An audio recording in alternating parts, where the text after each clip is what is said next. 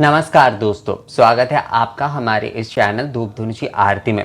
दोस्तों, दीपावली पर video upload होना हमारे चैनल में शुरू हो गया है। तो अभी से जो भी सारे वीडियोस हम बना रहे हैं वो दीपावली के ऊपर ही बना रहे हैं। और अगर आप लोगों का इस बारे में कोई सवाल है, कोई जानकारी आप लोग चाहते हैं तो मुझे कमेंट्स करके बता सकते हैं, मेल करके भी बता सकते हैं।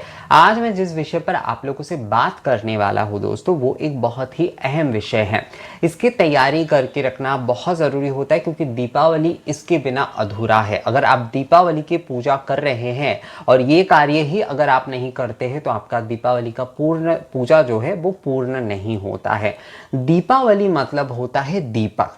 दीपावली में आपको एक दीपक नहीं, हमेशा जो है दीपमाला से पूजा करना चाहिए। इसी विषय में जो है ना, मैं आज आपको बताने वाला हूँ दोस्तों।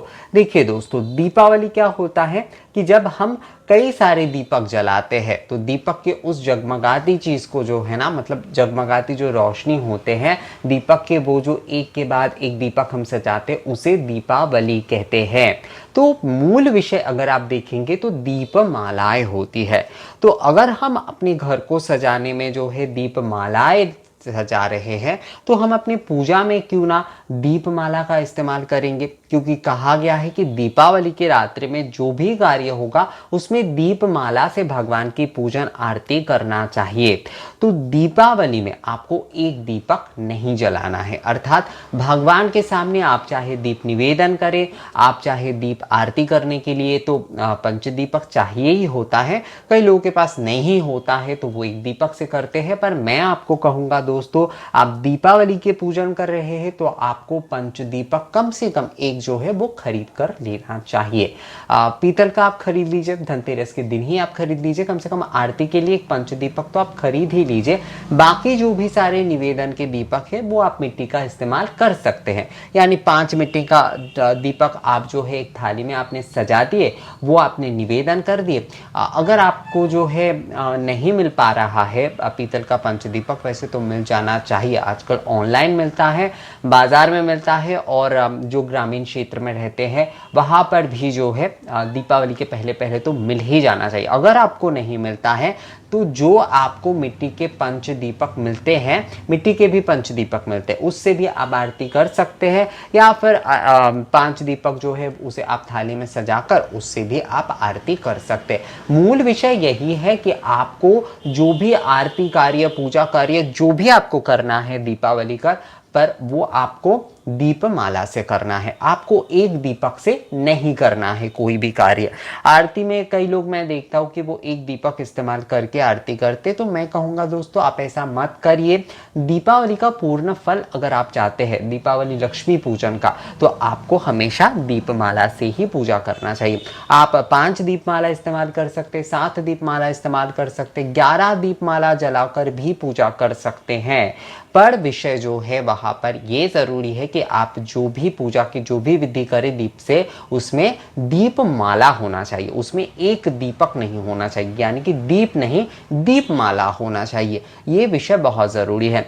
अब चाहे तो आप घी से जला लीजिए उसे, आप चाहे तो तिल के तेल से या सरसों के तेल से भी आप जला सकते हैं। अखंड दीपक के बारे में भी कई लोग कहते हैं, तो मैं यहाँ पर बता ही देता हूँ आपको। अखंड दीपक अगर आप चाहे तो आप ज़रूर जला सकते हैं। अखंड दीपक जो है वो एक बाती का ही होता है, अखंड दीपक जो है वो कई बातियों का नहीं होता है। अखंड दीपक अखंड दीप कहा जाता है, अखंड दीप माला नहीं कहा जाता है। तो अखंड दीप जहाँ पर कहा जा रहा है वहाँ पर एक बाती का जलाया जाएगा। आप तिल के तेल से जला सकते हैं, सरसों के तेल से भी जला सकते हैं।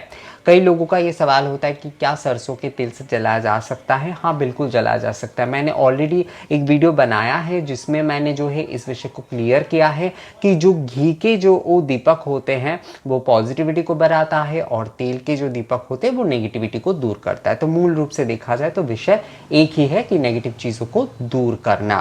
तो इसलिए जो है आप अपने जो लक्ष्मी पूजा के अखंड दीपक आप जलाएंगे वो आप सरसों के तेल से या तिल के तेल से जला सकते हो, उसमें बाती एक होगी। पर बाकी जो भी सारे पूजा के दीपक आपको इस्तेमाल करना है वो आप जो है पंचदीपक के रूप में ही इस्तेमाल करिए दोस्तों। पंचदीपक या सप्तदीपक के रूप में इस्तेमाल करिए। खासकर जो दीपक आप निवेदन करेंगे पूजा में, षोडशोपचार विधि, पंचोपचार विधि जो आप करेंगे, उसमें जो दीपक आप निवेदन करेंगे उसमें दीप मालाएं होना चाहिए, अर्थात 5 या 7 दीपक होना चाहिए।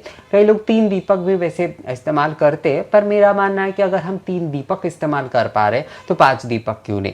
तो आप 5 दीपक इस्तेमाल करने की कोशिश करिए। 5 दीपक इस्तेमाल करके, यानी 5 दीपक जो है आपके पूजा में उसे शामिल करके उससे ही आरती, निवेदन, ये सारी कार्य कीजिए। कई लोगों का एक सवाल और आता है दीपक के विषय में, क्या दीप स्तंभ जो है वो जलाकर रखना चाहिए दीपावली के पूरे रात्रि? तो रख पाते हैं तो बहुत अच्छी बात है दोस्तों।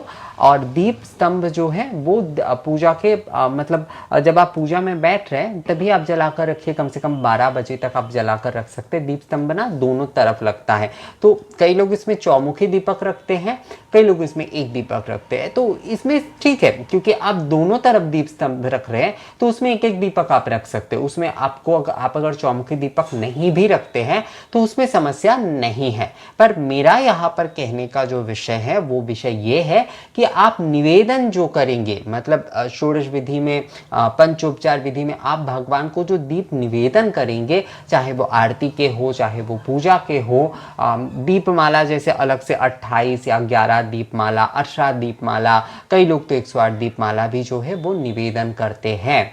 तो वो तो हो गया। और उसके साथ साथ जो है जैसे पूजा की दीपमाला, दीप निवेदन हो गया, उसमें भी आपको दीपमाला ही इस्तेमाल करना है। और आरती में जो है आपको दीपमाला से ही आरती करना है।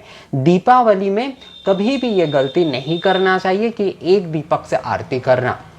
कई लोग ये गलती करते हैं, पर आप अगर अपनी पूर्णता चाहते हैं दीपावली के पूजन में, क्योंकि ये जो लक्ष्मी पूजा होती है ना, इसे दीपान्विता लक्ष्मी पूजन कहा जाता है, यानी कि माँ की दीपों से पूजा होती है।